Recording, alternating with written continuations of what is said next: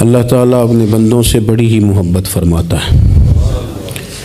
بغیر طلب کے، بغیر دعا کے رزق، مال، اولاد، صحت، عافیت، دوست، احباب، ماں باپ، یہ سب نعمتیں اللہ بغیر طلب کے بندوں کو عطا فرماتا ہے۔ اللہ تبارک و تعالیٰ اپنے بندوں کے حق میں رحمت والے فیصلے کرتا ہے، درگزر والا معاملہ فرماتا ہے۔ جگہ جگہ قرآن مجید میں اللہ تعالیٰ نے اپنے بندوں پر رحمت کرنے کا ذکر فرمایا ہے۔ ان اللہ یغفر الذنوب جمیعا، فرمایا بے شک رب تمہارے سارے ہی گناہ معاف فرما دے گا، تم نا امید نہ ہونا، وہ معاف کر دے گا تمہیں۔ قرآن مجید میں فرمایا ان اللہ بالناس لرؤوف الرحیم، بے شک اللہ اپنے بندوں پر بڑا ہی مہربان اور نہایت ہی رحم کرنے والا، رؤوف اور رحیم ہے، بڑا مہربان ہے، کرم فرماتا ہے۔ اللہ تعالیٰ اپنے بندوں سے بڑا جلد راضی ہو جاتا ہے، وہ اپنے بندوں کو بہت زیادہ مشقت میں نہیں ڈالتا، وہ اپنے بندوں سے اپنی نعمتوں کا بدلہ نہیں چاہتا، بہت سخت مشقت والی عبادتیں نعمتوں کے بدلے نہیں چاہتا، وہ بڑی جلدی رحم فرماتا ہے۔ ماں پیار کرتی ہے اپنے بچے سے، لیکن وہ ناراض بھی ہو جاتی ہے بعض چیزوں پہ، بعض معاملات اس کا دل بھی دکھاتے ہیں، بعض جگہ وہ رو کے یہ بھی کہتی ہے کہ تو نے میری محبت کا کوئی نتیجہ نہیں مجھے دیا، میری ساری کمائی تو نے ضائع کر دی۔ والد بہت ساری جگہوں پہ ناراض ہوتا ہے، شکوہ کرتا ہے، کہتا ہے میری بیماریوں کی، پریشانیوں کی، بڑھاپے کی، کمزوریاں کا سبب بیٹے تو ہی بن گیا، یہ ساری تکلیفیں تو ٹھیک ہو جائیں تو میری شاید عمر بھی بڑھ جائے، صحت بھی ٹھیک ہو جائے، میں زیادہ دیر جوان رہ سکوں۔ ناراض ہوتے ہیں ماں باپ، اسی طرح ماں باپ راضی بھی ہو جاتے ہیں، وہ بڑی جلدی راضی ہو جاتے ہیں۔ میں اکثر کہتا ہوں کہ والد کو راضی کرنے میں 5-7 منٹ لگ جاتے ہیں، اماں تو 1.5-2 منٹ میں راضی ہو جاتی ہے۔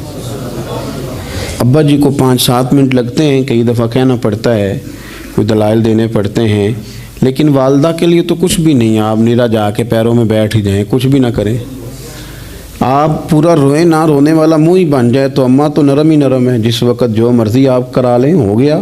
اللہ تبارک و تعالیٰ بلا مثال و بلا تشبیہ سمجھانے کے لیے عرض کرتا ہوں، اللہ بھی بعض معاملات میں اپنے بندوں سے ناراض ہو جاتا ہے۔ وہ کہتا ہے میں تکبر کرنے والوں کو پسند نہیں کرتا، وہ کہتا ہے فسادی پسند نہیں ہیں، وہ فرماتا ہے کہ راہوں میں کجی کرنے والے پسند نہیں ہیں، وہ فرماتا ہے کہ بدعہدیاں کرو گے تو میں صبح قیامت تم سے سوالات کروں گا۔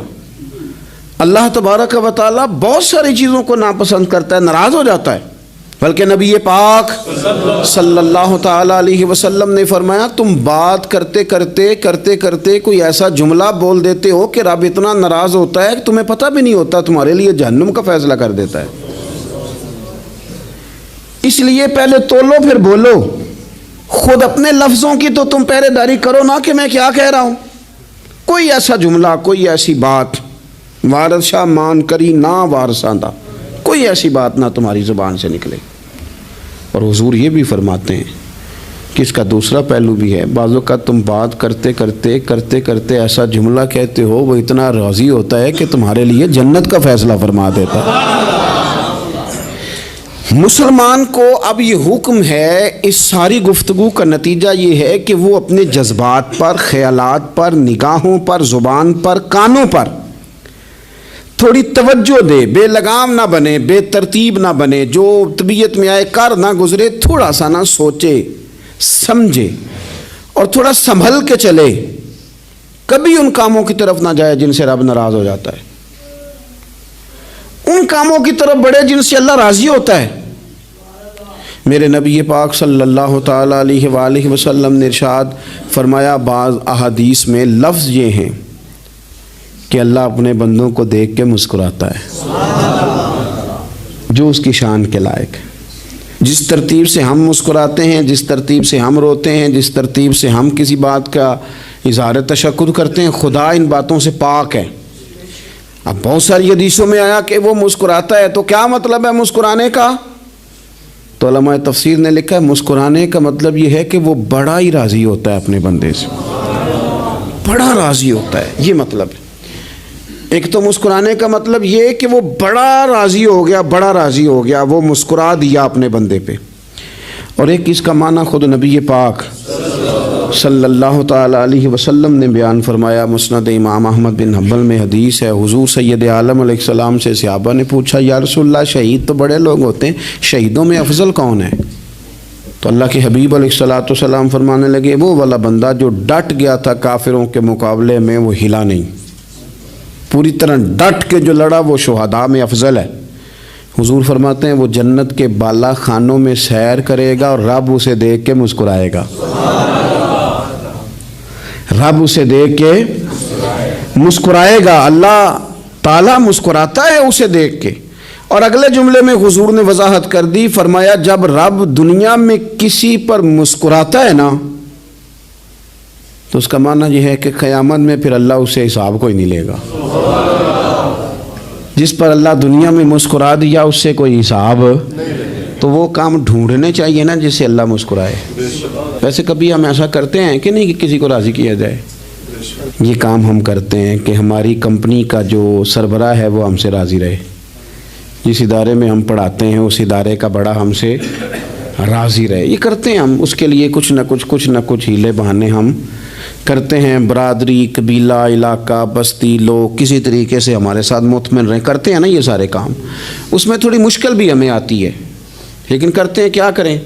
گھر میں بھی کئی دفعہ ایسا ماحول بنانا پڑتا ہے۔ چلیں ایک اور میٹھی مثال دیتے ہیں، زیادہ سمجھ میں آئے گی۔ چھوٹا بچہ خوش رہے، آپ اس کے لیے محنت نہیں کرتے؟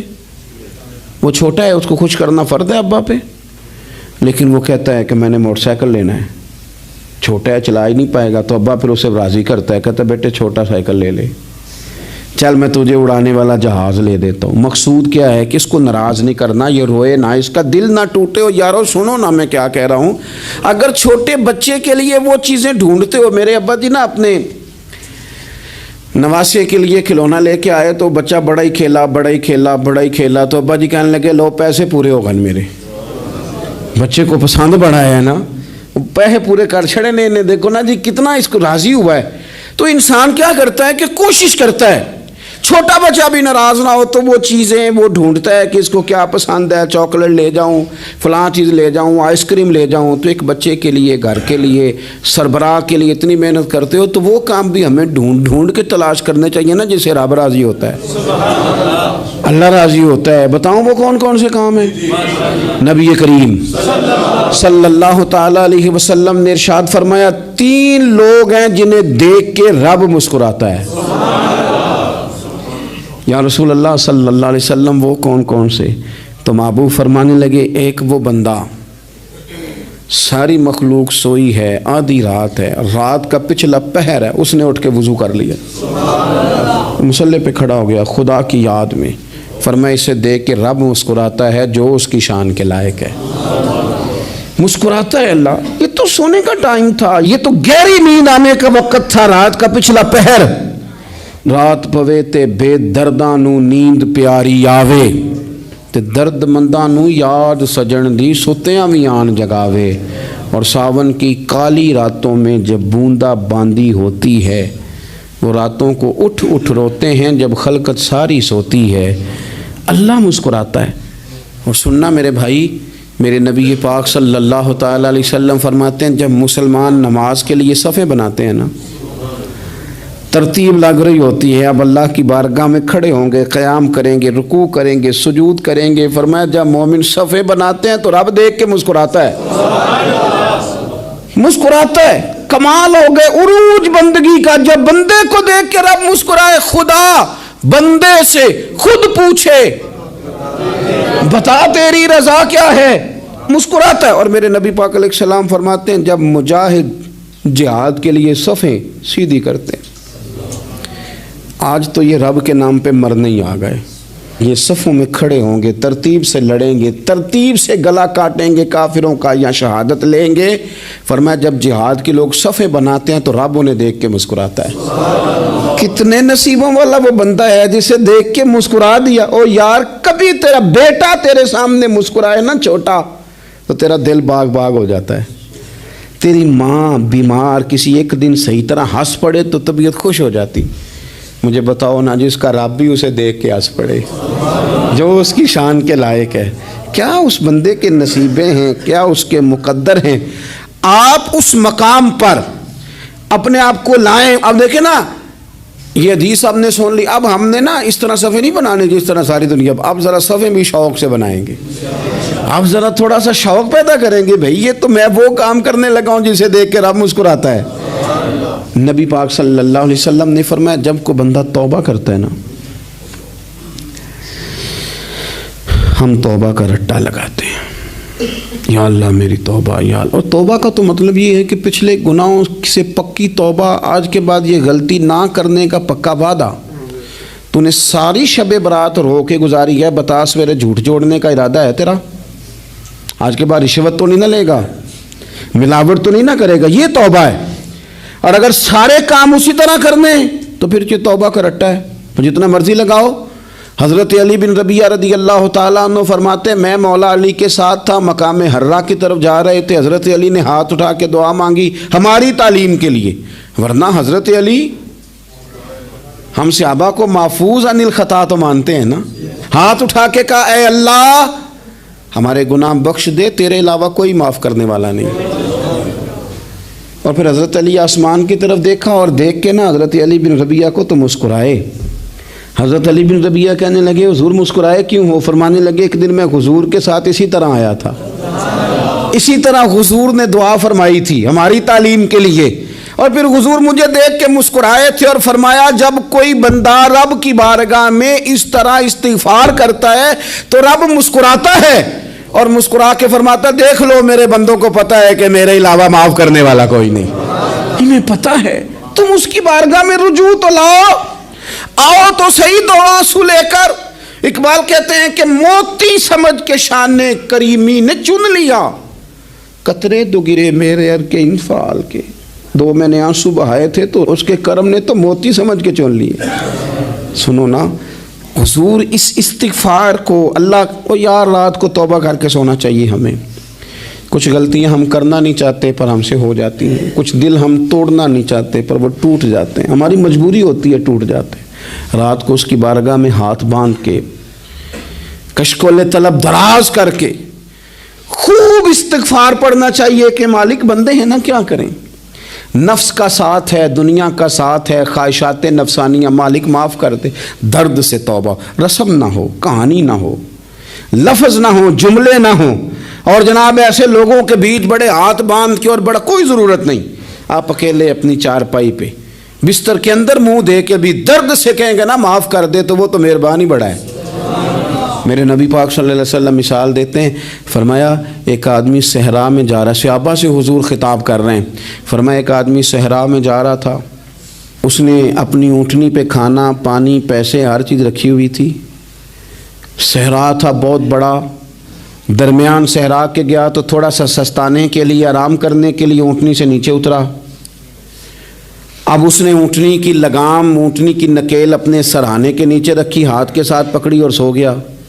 تھوڑی ہی دیر کے بعد جب اس کی آنکھ کھلی تو دیکھا اونٹنی غائب ہے.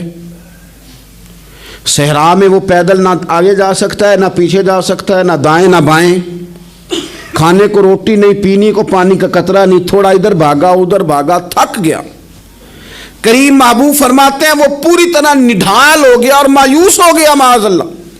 مایوس ہو کے دوبارہ اسی جگہ آ کے لیٹ گیا جہاں پہلے لیٹا تھا, انتظار کرنے لگا کہ اب موت ہی آئے گی, آخری وقت ہے, اب نہ میں پیدل یہ صحرا کراس کر سکتا ہوں, نہ پیچھے جا سکتا ہوں, نہ کھانا ہے نہ پانی ہے, سوائے موت کے کوئی سہارا نہیں. حضور فرماتے ہیں وہ رستے میں دوبارہ لیٹ گیا, اچانک اس نے رخ بدلا تو اونٹنی سامنے کھڑی تھی.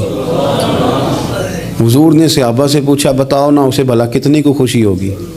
یا رسول اللہ جسے نئی زندگی مل گئی ہے.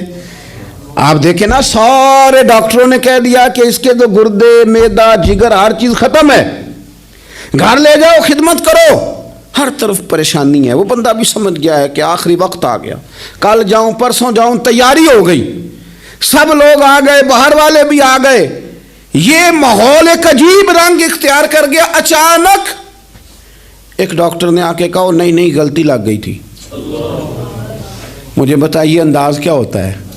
بغیر دوائی کے بندہ اٹھ کے کھڑا نہیں ہو جاتا. او میں تو بچ گیا ہوں. نبی پاک صلی اللہ علیہ وسلم فرمانے لگے اس کی اونٹنی مل گئی.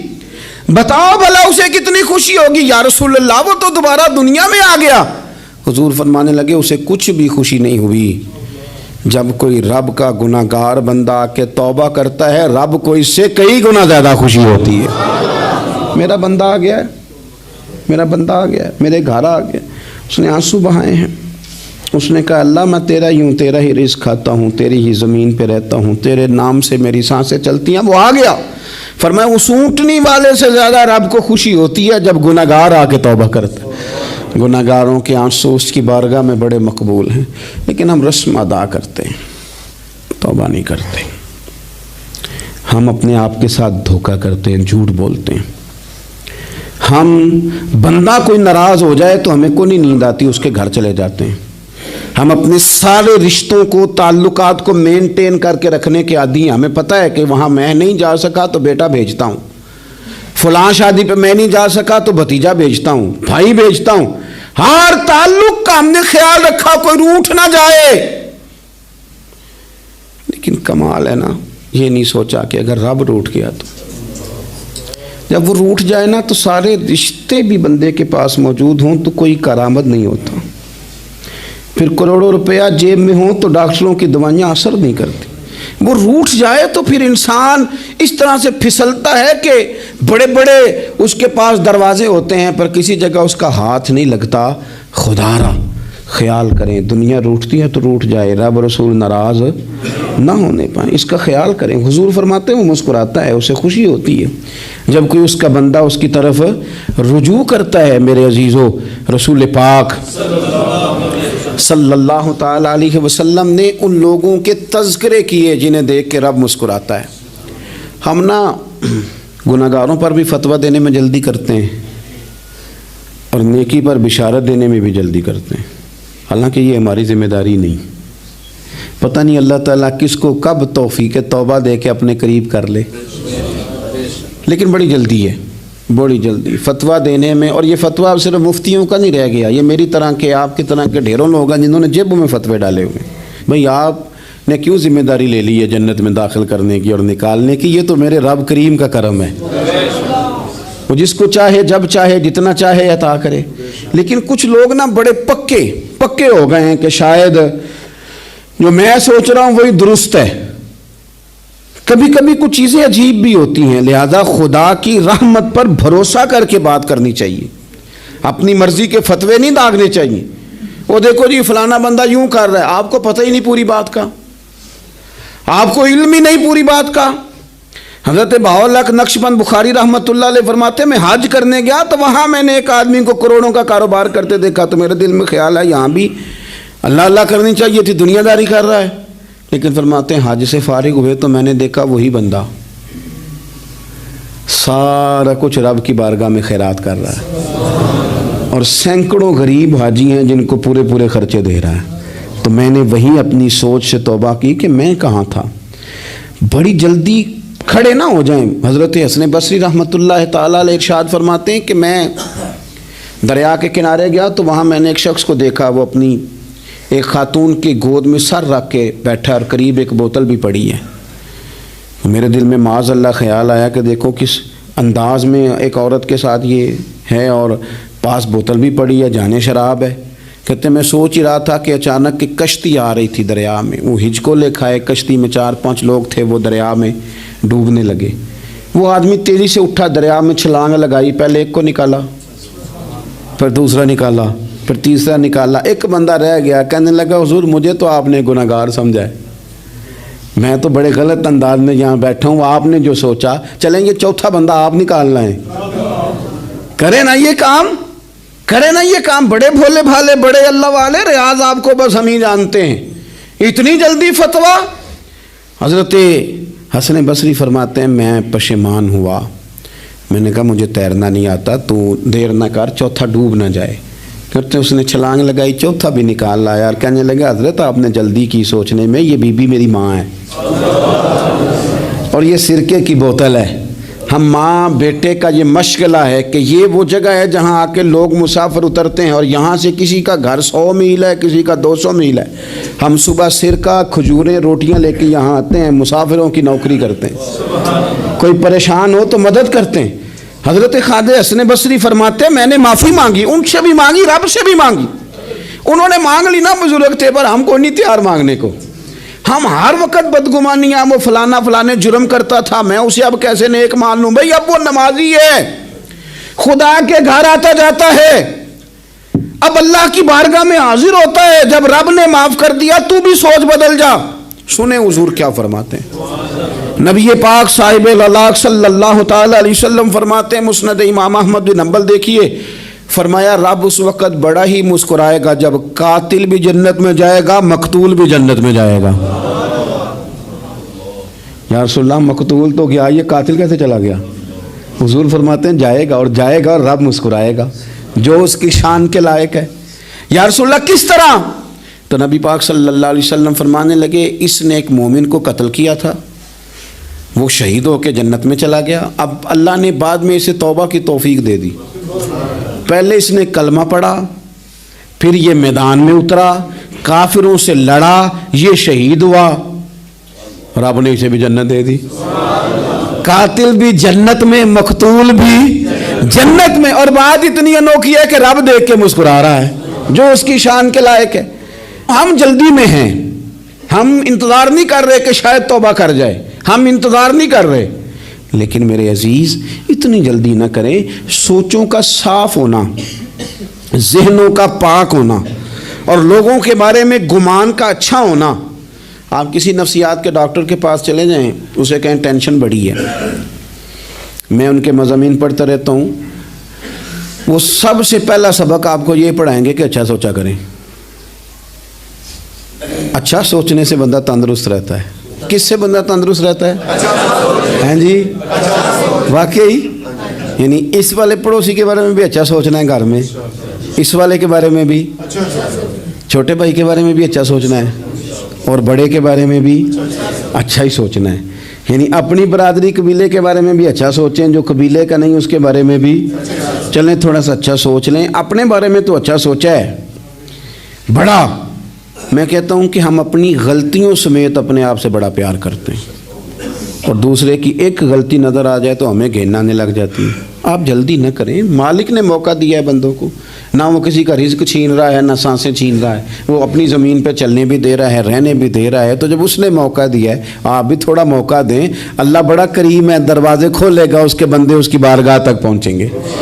بدگمانیاں اور پھر بدگمانیوں کا عروج، اور اس لیول تک جا کے بات کر دینا ہے کہ جہاں سے خوف آئے کہ یار یہ بات نہیں کرنی چاہیے تھی۔ رسول کائنات سرور دو عالم صلی اللہ تعالی علیہ وسلم فرماتے ہیں کہ اللہ مسکراتا ہے۔ دیکھو ہمارے ہاں نا ایک اور بھی مسئلہ بن گیا ہے، میں نے کچھ لوگوں کو نا پکا، میرے پیارے ہیں، محبت ہے مجھے، تو میں چونکہ آپ میری کلاس ہیں، میں مشاہداتی اور تجرباتی باتیں بھی کر لیتا ہوں، اسی کی روشنی میں کئی دفعہ گفتگو بھی تیار کرتا ہوں۔ کچھ لوگوں نے نا پکا ذہن بنا لیا یہ کہنے کا کہ ہاتھ بڑا تنگ ہے، پکا، آپ جس وقت پوچھ لیں ان کا ہاتھ اور بڑا ہی زیادہ تنگ ہے۔ آپ یقین کریں بہن کا جو خامند ہے وہ کہہ رہا ہے جا حصہ لے کے آ، تیرے بھائیوں کی کمائی تو نہیں تیرے ابا کی ہے، لے کے آ۔ وہ بیچاری اس کی منتیں کر رہی ہے، کہتی ہے اگر جاؤں گی نا تو وہ کہیں گے حصہ لے جا، آج کے بعد ہمارے گھر نہ آنا، میرا دروازہ نہ بند کرو، مہربانی کرو۔ اور بھائی سے بات کرتی ہے تو کہتا ہے ہاتھ ہی بڑا تنگ ہے، جب ٹھیک ہوگا تو دے دوں گا۔ نہ کریں یہ ظلم، ہمارے اپنے تڑپتے رہتے ہیں اور ہماری دولتیں اندر پڑی رہتی ہیں، ہمارے اپنے چھوٹی چھوٹی ضروریات کے لیے پریشان ہوتے ہیں، لیکن ہم بڑے بڑے بہانے ہیں ہمارے پاس، کہتے ہیں یہ نکمہ ہے، یہ نکھٹو ہے، یہ کام نہیں کرتا، اس میں فلانا ہے، بے فلانا ہے، بلے میں نے نہیں ساتھ چلنا۔ اظہار جب آپ کے اندر پیدا ہوتا ہے نا، اظہار جب کسی کے لیے آپ حساس ہوتے ہیں تو آپ کو بھی سرور حاصل ہوتا ہے۔ نہ کریں یہ کام کہ آپ کو اللہ نے وسعت دی اور ہر وقت آپ ہاتھ تانگ ہونے کا رونا رو رہے ہیں، ہر وقت آپ یہ کہہ رہے ہیں میں بڑی آزمائش میں ہوں، جب خدا نے آپ پہ نہیں ڈالی تو اتنے جھوٹ بولنا صرف اس لیے کہ میرے پیسے بچ جائیں، صرف اس لیے کہانی سنانا کہ حالات میرے بڑے خراب ہیں کہ کوئی بندہ میرے سے کوئی تھوڑا بہت قرض نہ مانگ لے۔ سنو، نبی پاک صلی اللہ علیہ وسلم کے پاس مہمان آ گیا، بخاری مسلم ہے۔ حضور نے ازواج مطہرات کے گھروں میں پیغام بھیجا، کچھ چیز ہے ضیافت کے لیے؟ یا رسول اللہ کچھ بھی نہیں، یہ دو جہاں کے شاہ ہیں اور پاس کچھ رکھتے نہیں، دو جہاں کی نعمتیں ہیں ان کے خالی ہاتھ میں۔ یا رسول اللہ کوئی چیز بھی نہیں۔ حضور نے صحابہ کے مجمع پہ نظر ڈالی، یا رسول اللہ صلی اللہ علیہ وسلم حکم ہو، تو حضور فرمانے لگے تم میں سے کوئی بندہ ہے جو اسے گھر لے جائے روٹی کھلائے؟ ایک صحابی اٹھے فوراً، حضور میں لے کے جاتا ہوں کھانا کھلاتا ہوں۔ فرماتے ہیں میرے گھر میں صرف بچوں کا کھانا تھا، یہ نہیں کہ فریزر بھرا ہوا ہے نعمتوں سے، صرف بچوں کا کھانا، یہ نہیں کہ کسی کو دیکھ کے اپنی ہنڈیا پہ برتن دے لیا، صرف بچوں کا کھانا۔ کہتے ہیں گھر گیا، بیوی سے کہا کیا کیفیت ہے؟ کہنے لگی بچوں کی روٹی ہے۔ میں نے کہا بچے سلا دے، صبح ناشتہ کر لیں گے۔ تو کہنے لگی آپ کیا کھائیں گے؟ تو میں نے کہا نہ میں کھاؤں گا نہ تو کھائے گی، مہمان جو نبی پاک کا ہے۔ کہا اچھا، اب ذرا تجویز دیکھو میاں بیوی کی سوجھی آپس میں۔ کہتے ہیں کھانا لگا دینا، کیونکہ ایک آدھ بندے کا کھانا ہے۔ اپنی غربتوں کا ہر جگہ اظہار کرنا، رونا رونا، یہ دیکھو غربت کیسے چھپائی جا رہی۔ اس کو کہا نہیں کہ چل تو تھوڑا رحم کھا، تو آیا ہے تو تھوڑا رحم کھا، یہ نہیں کہا اٹھ کے نا تو کھانا رکھنا اور اٹھ کے نا چراغ ٹھیک کرنے کے بہانے بجھا دینا۔ ہم دنیا والوں کے سامنے کیوں اپنے دکھ بیان کریں؟ ہم جو کہیں گے رب رسول کی بارگاہ میں کہیں گے۔ تو نا چراغ ٹھیک کرنے کے بہانے، اہلیہ اٹھی، کھانا دینے کے بعد چراغ ٹھیک کرنے کے بہانے بجھا دیا۔ خامد بھی ہاتھ چلاتے رہے، بیوی کبھی برتن رکھتی کبھی اٹھاتی، پتہ چلے کہ کھانا کھا رہے ہیں، کھانا کھایا جا رہا ہے۔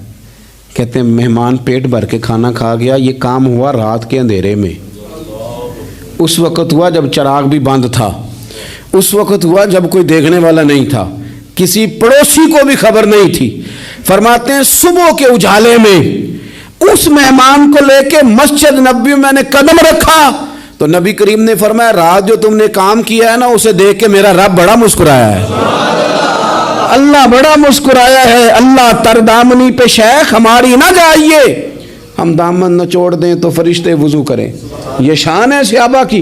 نبی کریم علیہ السلام نے فرمایا رب رات مسکرایا تیرا یہ انداز دیکھ کے، اور اس نے قرآن نازل کیا وَيُؤْثِرُونَ عَلَىٰ أَنفُسِهِمْ وَلَوْ كَانَ بِهِمْ خَصَاصَةٌ۔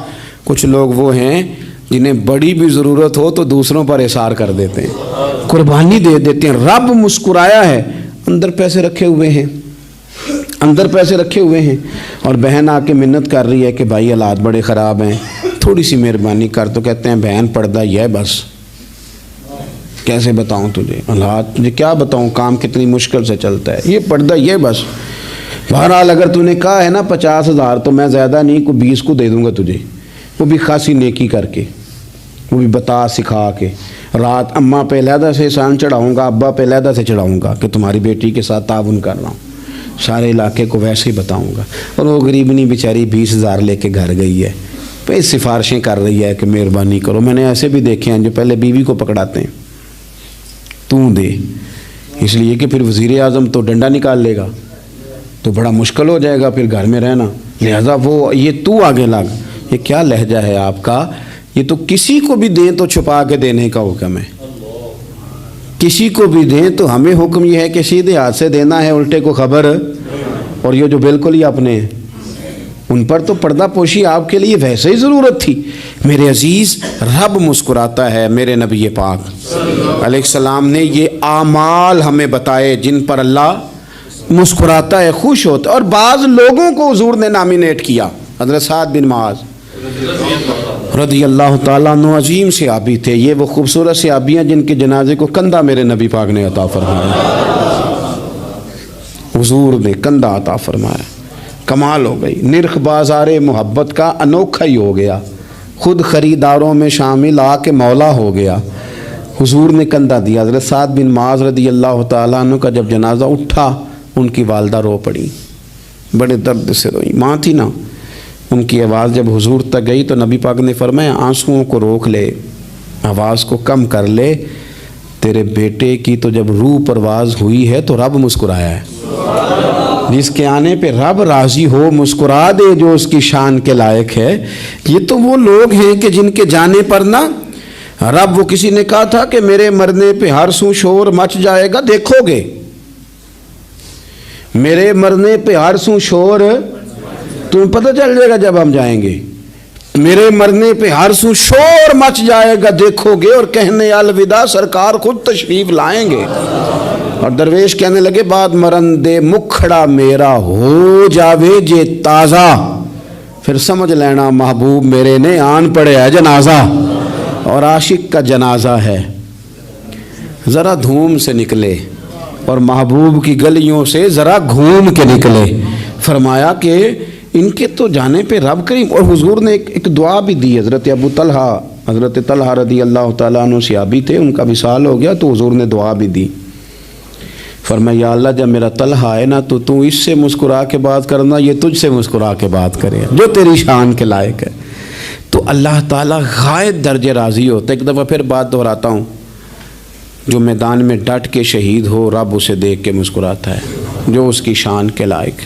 جو توبہ صحیح کریں، سچی کریں، رب انہیں دیکھ کے مسکراتا ہے جو اس کی شان کے لائق ہے. جو نماز کے لیے صفیں بنائے رب انہیں دیکھ کے مسکراتا ہے. جو جہاد کے لیے صفیں بنائے رب دیکھ کے مسکراتا ہے. جو لوگ صبح پچھلے پہر اٹھ کے عبادت کریں رب انہیں دیکھ کے مسکراتا ہے. اور جو کبھی کبھی بھوکے رہ کے دوسروں پر قربان کر کے احسان کر دیں رب انہیں دیکھ کے مسکراتا ہے. بہت بڑی فضیلت ہے.